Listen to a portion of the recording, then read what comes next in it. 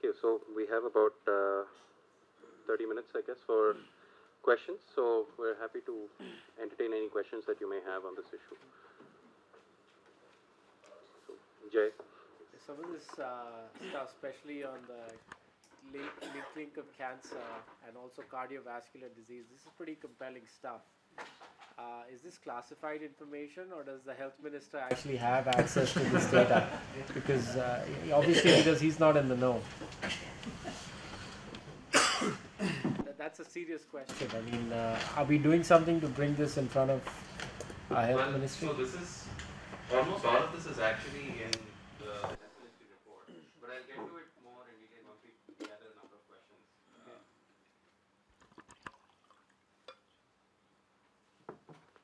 So, thank you all very, very much. I mean, it's incredibly sobering. I guess it's what we asked for. So, thank you for delivering it.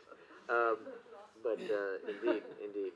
So, a couple of questions. I think one of the objectives of this series is to try and figure out, in part, what you were saying. You know, since we have the amount of information in the public domain is, I mean, there is much of this information is in the public domain, but it's not widely available. It's not translated in ways that actually can allow people to make themselves aware of the risks they're facing, and doesn't lead to a sense of what individuals, communities, etc. can do. So in the spirit of sort of moving in that direction, I was really struck by the fact that a lot of the studies come from regions that don't have anywhere near as high an air pollution load. But I was also struck by the absence of studies in China, and I would have thought that there would be a lot more available from Chinese sources, because they've had a decade more than us to sort of grapple with this. So the first question, is there more that we know from China, which is the closest comparator? The second is, particularly for Dr. Prabhakar, in terms of the cardiovascular disease story, what is the evidence on the dose-response relationship there? Do we have information on that?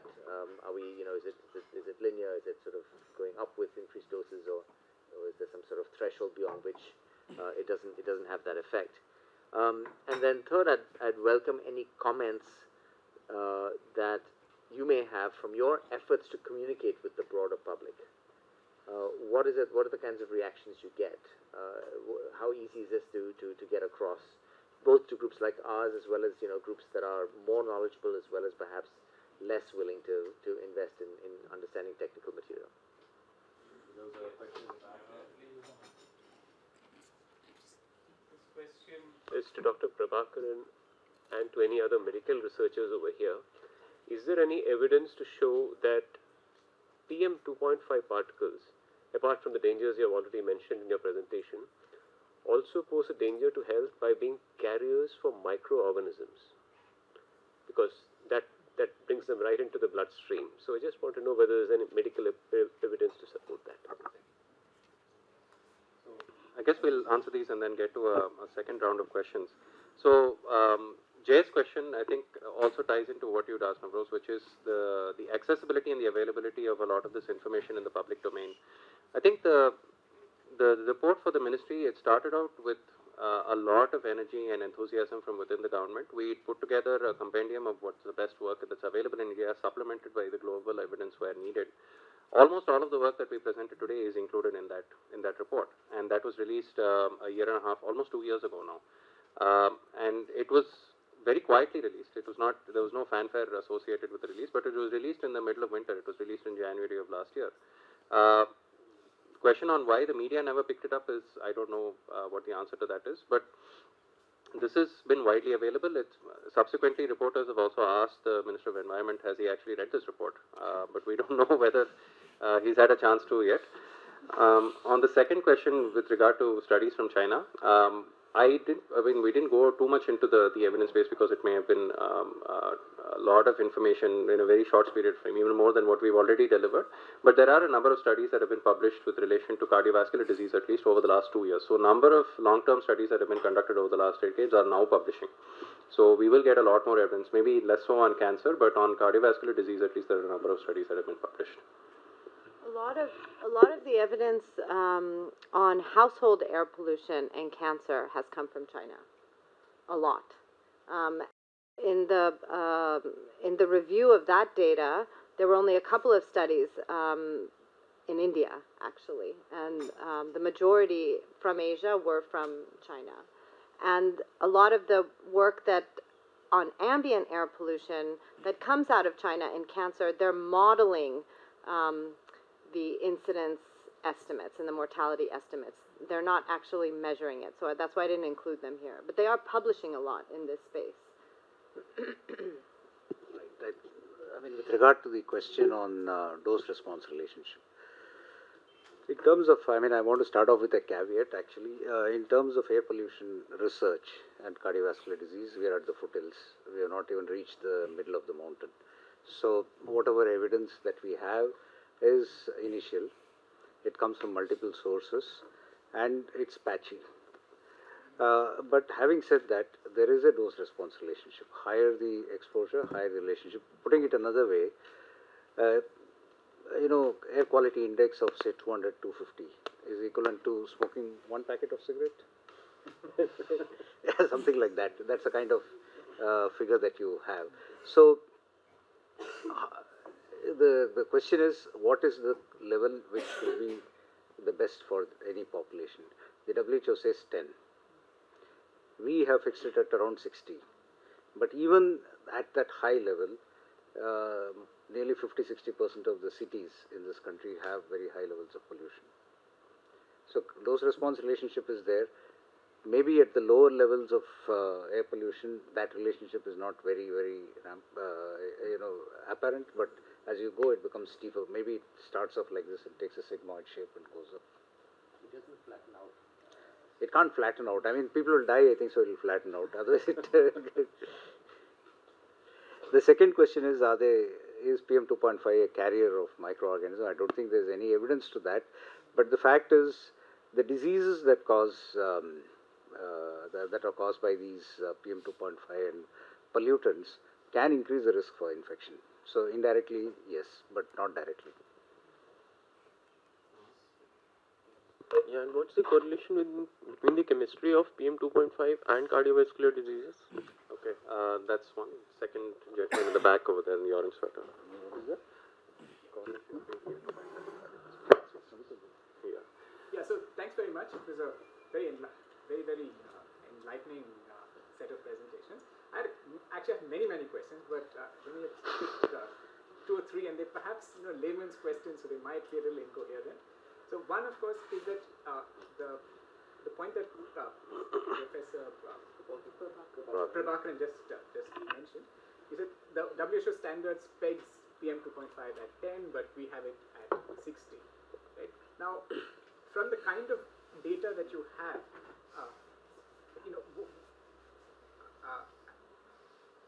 is there some sort of conversation, based on the epidemiological data that you have, on where these levels should actually be in India? There are causal connections that you are drawing between pollution and illness, but how does one draw connection to where that indexing of PM 2.5 should be in policy terms for us? So that's one question. In Preet's presentation, I was wondering, again, very elementary question. This question, you meant review data. I was wondering if you could clarify, tell us what that review stuff is. You said you can multiply. Oh, yeah. I see. Yeah. Okay. Yeah, and the third question, I suppose this is also to Preet. You said clearly there aren't too many studies on India, but there are a lot of studies elsewhere. So, can't those studies, be extended into acting in policy terms on problems in India? Mark. So I guess I was correct. Yeah, so it's clear there's a link between air pollution exposure and cancer, but I guess I'm wondering if we have any sense of what the burden is, particularly in India, of how, what proportion of cancer morbidity, what proportion of cancer mortality is due to ambient air pollution. And then the other thing I was wondering is, I'm curious how familiar people are here with the air quality index. I know in China it's become very popular now to use these apps to look at the air quality index every day, and so people are kind of used to thinking in those terms, so it's easier to communicate that information to them. But I don't know if there's the same awareness here. All right. Okay, the correlation between PM 2.5 and cardiovascular disease. History and the disease. Chemistry guru is here, but the correlation, I showed a table. In fact, I went through the table because there are lots of numbers there, so I just went through it very fast. Correlation, how do you measure correlation? Correlation can be an association, right? It can be a predictor variable. It can be causal. Now we don't have data for causality, because causality data, you require a lot more evidence, you require longitudinal data, you require to show reversibility and so on. But there is clear-cut evidence of correlation, the clear-cut evidence of association. Higher the levels of PM 2.5, higher the population attributable risk for cardiovascular disease. That is clearly evident, right? What is the other thing that you wanted to know? The question is that the chemistry of PM 2.5, how does it impact them? Because PM 2.5 can be created out of several Yeah. So I guess I can try and answer that, which is that right now we don't. I mean, it's a bit of a crude measure in some senses, because PM 2.5 is not equal across all of the parts of the world, because the composition of PM 2.5 varies quite drastically between Delhi to Chennai to Hyderabad to New York to Los Angeles. The problem that we have in some senses is that we don't necessarily have the money or the capacity to measure down to finer components of PM 2.5, and so like the Environment Protection Agency, we assume equitoxicity of PM 2.5, that all PM 2.5 is same, and so the effect is similar, and we just use the size fraction and not the chemical composition of PM 2.5 to understand the differences in the health impacts. So your question on the what is a safe level of air pollution exposure, and how does the WHO or other agencies decide what is a safe level of exposure? That's not quite the question. I guess the mismatch between, of course, we know that there's a mismatch between WHO levels and Indian Right. Indian levels as they peg. Right. The question is there a conversation that the medical community is having with where the levels should be at, and what the time frame should be to move towards Right. WHO or even close to WHO? So that's something I'm trying to understand as well. The levels that India has set is actually an interim target of WHO, so interim target 1, which is set for developing countries to make it seem, at least for themselves, to feel satisfied that they're moving towards something resembling cleaner air. It's not necessarily anything that's based on health data, because if we look at the exposure-response relationship, based on whatever information that we have at this point, the risk isn't substantially decreasing if you have levels that are 120 to levels that are 60. The real improvements are coming when you come down to 25 or below. So that's why, and now there are studies that have been published by our colleagues at Harvard looking at far lower levels of exposure. So, and I mean, I'm talking about levels that are below WHO annual exposure guidelines, and even there they're able to see an effect on cardiovascular disease and on all-cause mortality. So that dialogue is really not being led by the medical community here. It is really, I mean, I try to understand how exactly was the national ambient air quality standard set. There is no health evidence that was factored into that in any step. It was, let's work towards this guideline. It's a sort of blue sky target that was set without necessarily figuring out how it connects with all of these different issues. How does it really have an impact on health? So if I could just the background from where the question is coming from was the Clean Air Act in the US, which was enacted in the 1970s. Over a 10-year period, they actually set a target of bringing the air share to a quality safe for human health. Right. And they actually achieved that. So as look at EPA statistics. right. So now, is there something that the medical community can come in on to produce something similar? So ideally, we would have such a time-bound, target-based action plan. Till date, we don't have one. The Environment Minister in Parliament just the other day actually said that they have formulated a national clean air program.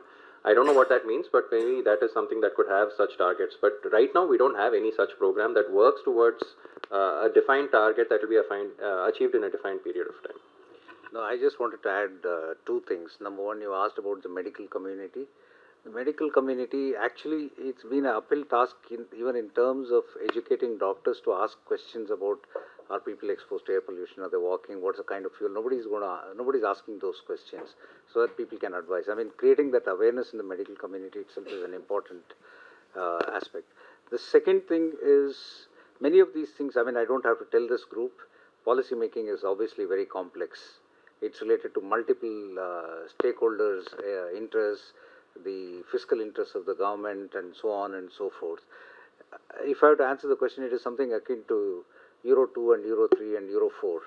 It is something like that. And that's how these things are not evidence-based. How did people get 60 and how did 10 may have been based on some evidence, but 60 is clearly a consensus number. It's not really based on evidence. And just before Preet jumps in, on the involvement of medical professionals, I'm sure many of you would have seen in TV debates this year that there are a lot of doctors who are finally getting engaged. Last year, we struggled to actually get physicians to engage on this issue at all. Many of them did not want to speak, or they were completely or blissfully unaware about the health impacts of air pollution themselves. But even amongst the medical community, it's mostly the pediatricians and the pulmonologists. Cardiologists are not that involved. I mean, I'm a cardiologist, but cardiologists are not that involved in this.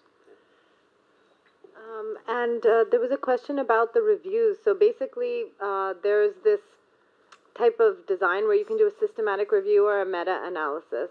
And the idea is to try to collect the data from individual studies and do a combined statistical analysis. And it gives you more power. And it's done a lot when you have to try to summarize the evidence. And different studies are looking at the same health outcome and the same exposure. You can do that.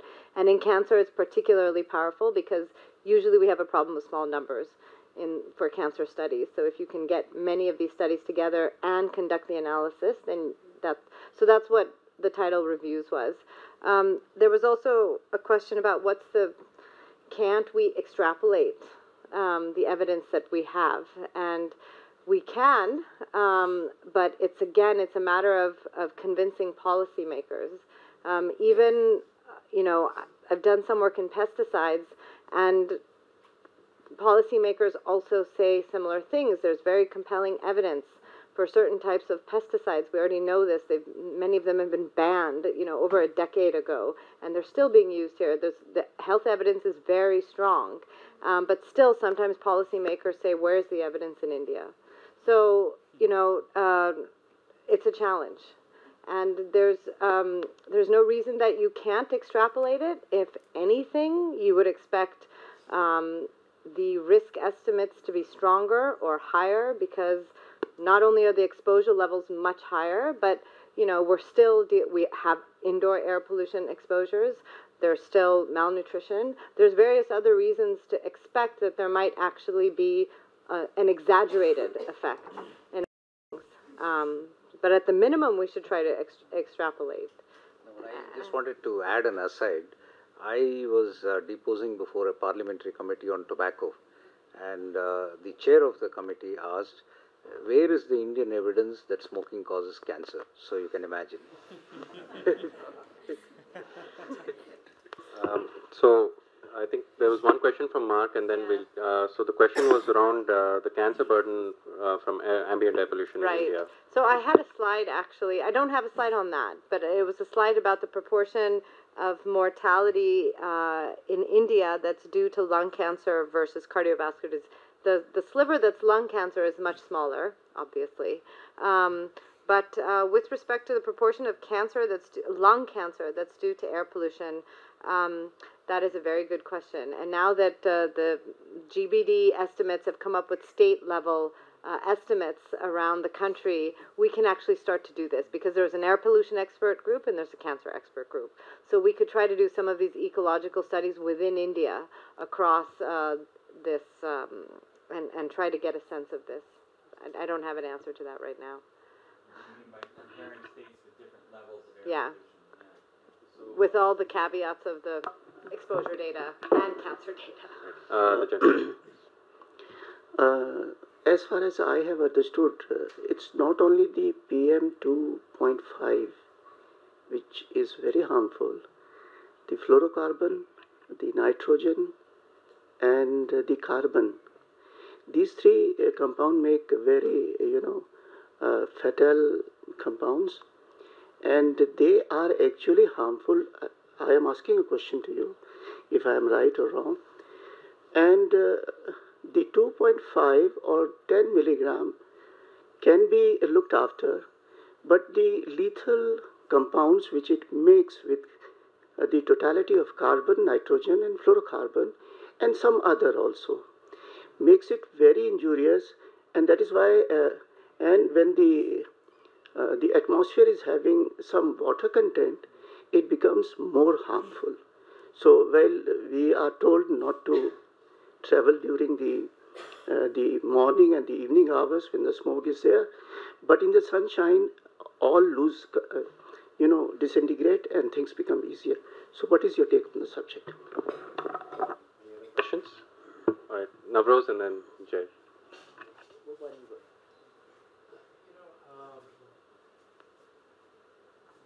You guys are public health PhD types, and you obviously speak a different language, and even your slides kind of need to, they seem that they're encrypted. If you can create like a 1 or 2 page summary of this, which is kind of, science for dummies, I'm from My Right to Breathe. I know I can get it out to at least 1 million parents in Delhi in a day. And forget the government, because that's a lost cause. I mean, they will be the last people to kind of come to the table. But Bhargav, I mean, you know what we can do with Care for Air and My Right to Breathe. Let's get to the parents, because I'm walking out of this room concerned, and I'm going to have a conversation with my wife to get my kids out of this city. And I think every parent needs to be looking at that right now. So, I would love this information in a science for dummies kind of format, and I promise we will get it out to 1 million people and the media, and we'll get it published everywhere.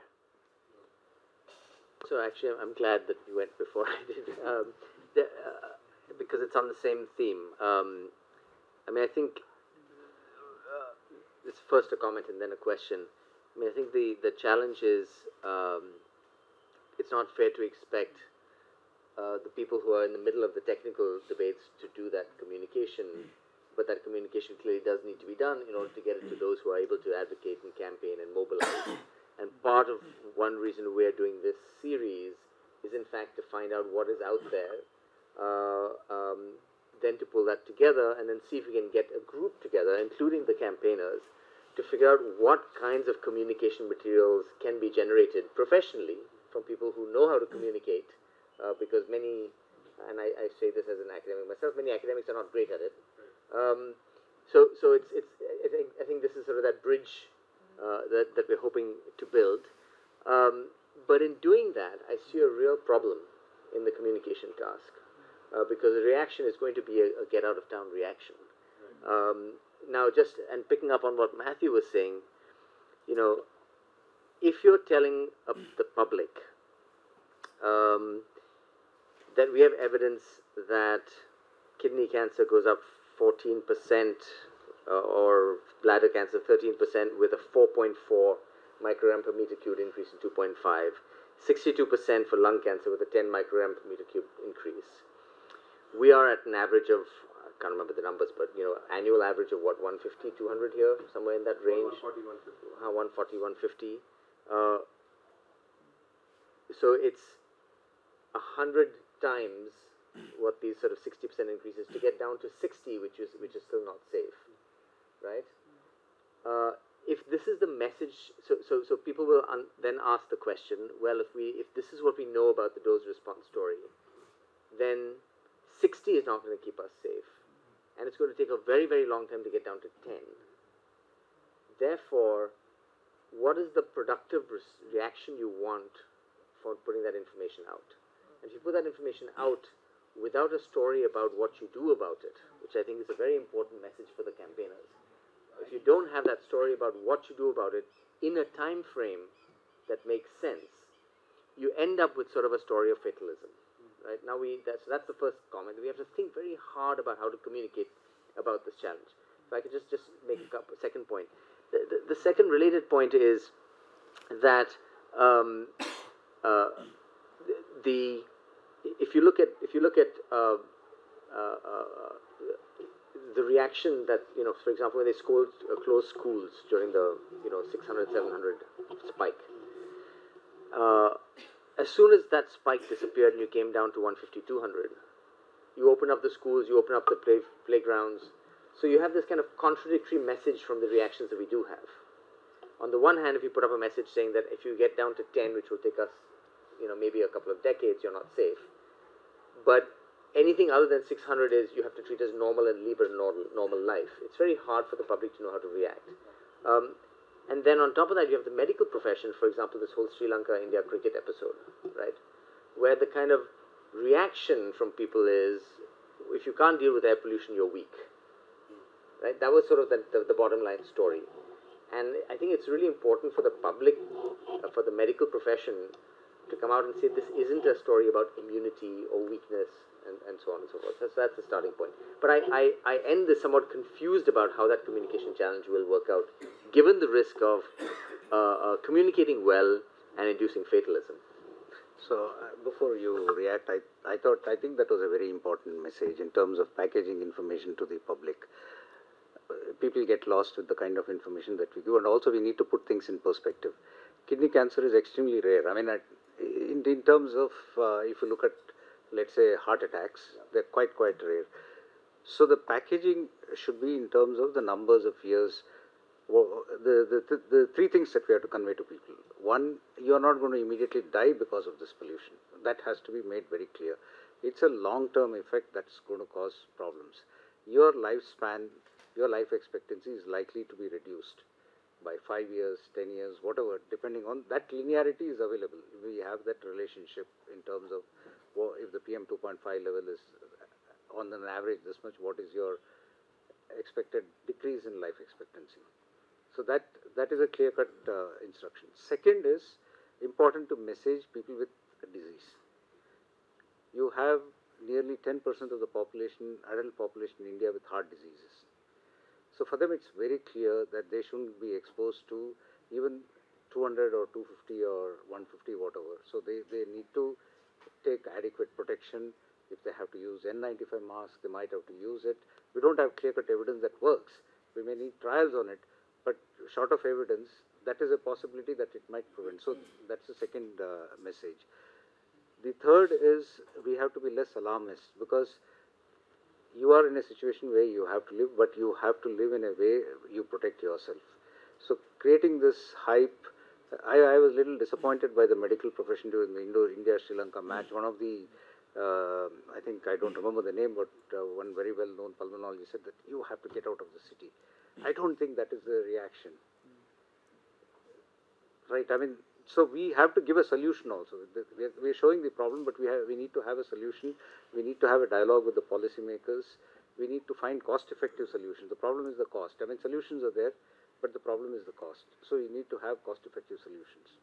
And clearly, there are low-hanging fruits that need to be tackled. And I think Bhargav may be better at this, but there are at least 5 causes for this pollution, and we can tackle some of them. Construction activity. Why aren't we regulating the construction activity? Why are the construction dust coming out? You go to UK or US and look at the construction. They're all covered. You just can't find a speck of dust outside that. Regulating the industries around the city, brick and so other industries, polluting industries within the city, they can be relocated. Third is public transport. You need to improve the last mile. Metro is good, but the last mile connectivity is bad. So that's the thing which need to be fixed. So there are things which can be fixed. There are things which cannot be fixed, or it may take time to fix. But let's look at some of the low-hanging fruits, and that's how one could fix the pollution. Just to answer your question first, I think you're right in some ways. I think PM 2.5 sort of takes the limelight because we have a lot more data that is collected on PM 2.5, but we haven't even gotten into the entire area of volatile organic compounds or polyaromatic hydrocarbons, which are the primary cause in many cases for a lot of these cancers. We don't even measure that data in many parts of the country. We don't, I mean, in Delhi there are only 2 stations which measure benzene at this point, by the way. Right. So that's one. And second, I think Navroz, the point is extremely well taken, and I think I see echoes. I mean, you can probably talk about this a little bit better than I can, but I think there's a lot of the echoes of the climate debate and the air quality debate as well right now, where the way that we have spoken about it right now has led to a situation of people feeling fatalistic about the issue. The same arguments are being made about the mitigation efforts as well, where you have arguments about costs that are being made, you have arguments about economic progress that are being made. And the consequence is that the human impact is really not being covered. And I think that's where we can really make an impact in some ways. So I think humanizing the issue in some ways, taking it down from this talk about 1.8 million deaths and this many dialyes and whatnot, and bringing it down to the level of individual impacts is really a way that I think we can do this much better. And I think the medical community has a huge role to play here, and they've not really stepped up to the mark on that. The medical community, imagine if you'd gone to your physician, you're presenting with symptoms of asthma, for instance, or if you have something like that. Right now, if you go to your physician, they will ask you about, are you an active smoker, or is there somebody in your household who smokes? Are you exposed to passive smoke in some way? But nobody ever asks you whether you are using a tandoor in your household, or whether you have solid fuels that are used, or whether you have a diesel generator set in your household, for instance. These are all sources of air pollution that could end up resulting in the same kind of respiratory symptoms, but nobody ever asks these questions. A simple question like that from your physician can change the entire way you think about this issue. And yeah, I agree with Dr. Prabhakaran. I don't think you can make it an issue where people feel like they need to run away from the city, but they need to stand and fight for it. I mean, it's our right to breathe clean air in some ways, and I don't think saying that you need to get the hell out of here as quickly as possible, but protect yourself if you're vulnerable. I mean, there are clearly defined vulnerable populations, like you need to protect your children, you need to protect those who have pre-existing cardiovascular disease or diabetes or hypertension, and I think with that, you need to recognize that without, I mean, you can run away from here, but the problem is not going away anytime soon. I mean, it will follow you around the country. I mean, industrial progress in India is going to happen all over the country. You can move to a Pune now, but 10 years from now, Pune will have the same problem that Delhi has. One intervention I would like to make. Today, I'll just give one sentence. You know, in Anand Vihar bus stand, the government has put the booster there to get the air clean.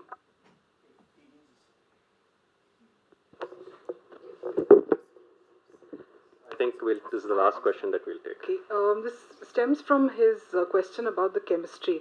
I don't know if I agree with you entirely, because I think all the wrong questions are being asked with respect to air pollution and air quality.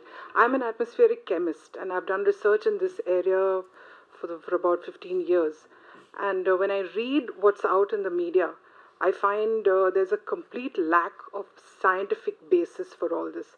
First of all, like you said in your first slide, the whole meteorological aspect is just not being looked at. It's completely ignored. You have silly things being reported in the media like, today it's become foggy because the wind speed is low.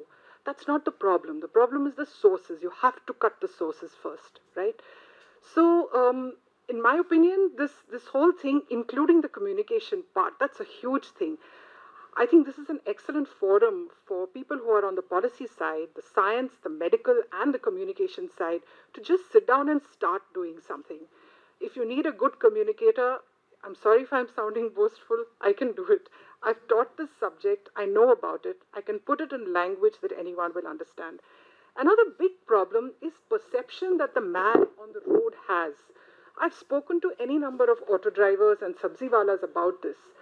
Their comment is that this is what you expect in the winter. It is foggy. How do you explain to them that this is not fog? What's happened today compared to what it was day before yesterday when we had bright blue skies? Today is smog, it's back again. But it's not fog, but everyone takes it to be that way. Everyone understands it that way. So there's a huge issue with respect to chemistry, and that's another major issue lacking, is the absence of atmospheric chemists. There are no atmospheric chemists in this country to speak of. We're a dying breed, a few people who had got into this area about 25 years ago. So the qualitative aspect, I think this is one of the things I wrote to you in the email. We're doing the quantitative, no one's done the qualitative. Air pollutants, when they are emitted, change as they move down with the winds. So what you're getting emitted in Punjab or in Pakistan, what is emitted there, by the time it's reached Delhi, it's something different. It's not just that nitrate particle, it's got things adsorbed onto it, which probably complicates the whole cancer and disease part of it, metals and a whole bunch of other stuff. So I really feel basically the science is not being looked at and the right questions aren't being asked. I'd agree. No, but we do try to engage atmospheric chemists as much as possible in our work. I think they sort of choose, many of your professional colleagues perhaps choose not to speak directly to the media. Yeah, because it's also a touchy subject from that perspective to speak, right? I mean, I know many people who are doing this kind of work in all of the IITs, and I know Sarath as well was here a few weeks ago. He's also doing fantastic work. So, yeah, there are very articulate people who are working in this field who perhaps are not speaking as much as they should be in the media. Speaking are not always saying the right thing. All right, so that brings us very nicely to the reason why we're doing this. Both we have the right people speaking, and they're speaking in ways that everybody can understand. Thank you very much for joining this conversation. A very, very big thank you to our colleagues from PHFI, Dr. Vasan, Dr. Srikaran, and Bhargav Krishna. Really, really grateful to you for doing this at very short notice. And I hope that we can continue this conversation going. We will have this series on an ongoing basis. The next one will be either 8th or 9th, again on the health theme, 8th or 9th of January. So please look out for the email. Again, if you want to let people know about this, we'll have all of these videos up on the website, and look forward to continuing this conversation in the new year. Thank you all very much. Will you be putting the presentations on your website?